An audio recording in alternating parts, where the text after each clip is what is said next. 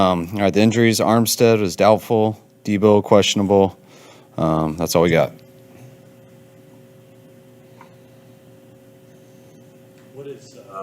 What has Armstead been doing to be able to elevate him from out the previous weeks to Just keeps passing every test, and then today was his first day to get into practice, so it's a big step for him.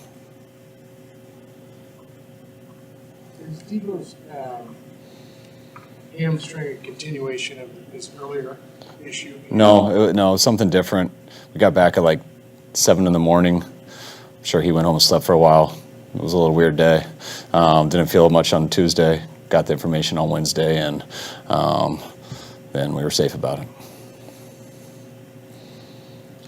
I know, I'm sure the Pro Football Focus stats are hardly the gospel as far as coaches go, but there was one the other day that had Charles Omenihu over the last 2 games with the same amount of pressures as Nick Bosa and Von Miller league-wide. I guess they all have 14. I'm just curious as to your thoughts on what he's done for you and meant for you this year. I mean, it's an in-season acquisition last year and seems to have ascended from there. Yeah, I think Charles has done a real good job. I think he helped us out last year when we got him. I know he did that right at the trade deadline, and I think especially towards the end of the year, he started making some plays for us, going back to the Dallas game and everything. He's even better this year, more used to what we do. He's put in a lot of work, and he's been huge as this year's gone, especially missing some guys and not having Sampson last week. And the depth of our D-line is very important to us to keep all those guys fresh. And when you have some talented dudes you can roll in there, you can keep making plays. One more Pro Football Talk question. They gave Trent Williams the highest grade of his career on the Cardinals game. You obviously have seen quite a bit of Trent Williams. Where would you kind of rank that outing in that? Not the highest of his career. Is there a game that stands out? It's so hard with me with O linemen because, the memorable plays are, he had some cool ones in the Arizona game. Getting him out there on Buddha on the trailer we ran.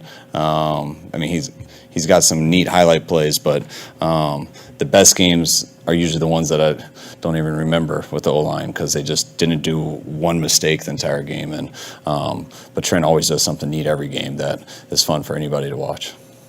Well, with the offense coming together at this point, is it not that surprising that it's taken some time and the whole offseason was with one quarterback and then it's adjusting to a completely different one?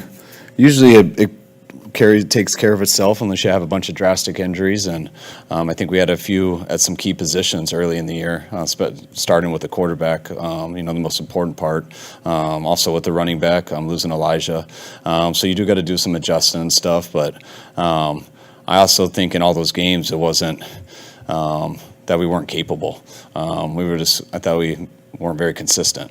When you're not very consistent, you don't get as many opportunities. I didn't think we had many games where we just laid an egg in terms of not being able to move the ball and stuff. I know, but we didn't score enough points. And to me, that's just everyone working together and trying to get consistent. And I thought we have been doing that more in the last month or so.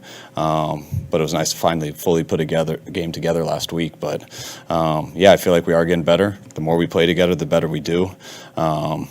But we're still not there yet at all, and we got to keep making sure we're getting better because if not, you're going to end up getting worse. Kind of a big picture thing. A lot of you guys always talk about yards after catch, yards after contact. When and how did physicality always become such a primary tenet of what you want to do offensively? I think it's adjusting your players and just what you do best. I've always truly believed in that. I think especially when you run the ball, you got to have that mentality. I played receiver growing up and really enjoyed receiver the most and got into the league starting to coach receivers. And so I've always challenged those guys a lot. And I think when you put that into, a coordinator's perspective or a head coach's perspective, I always feel it can really make your team a lot more aggressive.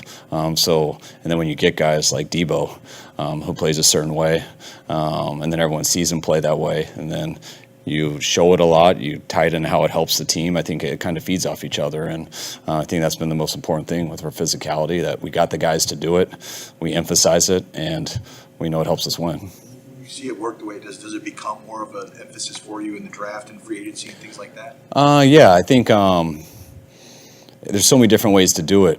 Sometimes when you go a certain direction with stuff, and you make a mistake or it doesn't pan out the same way you want, you kind of overdo the opposite. You know, a lot of times in my life, you always look for a receiver who has the skill set to like separate the most and beat people.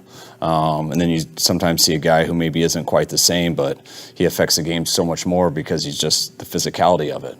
And either way, but sometimes we really wanted to go that way with Deebo. You know, we felt we were lacking some physicality, like in our first few years at receiver. I love that with Pierre.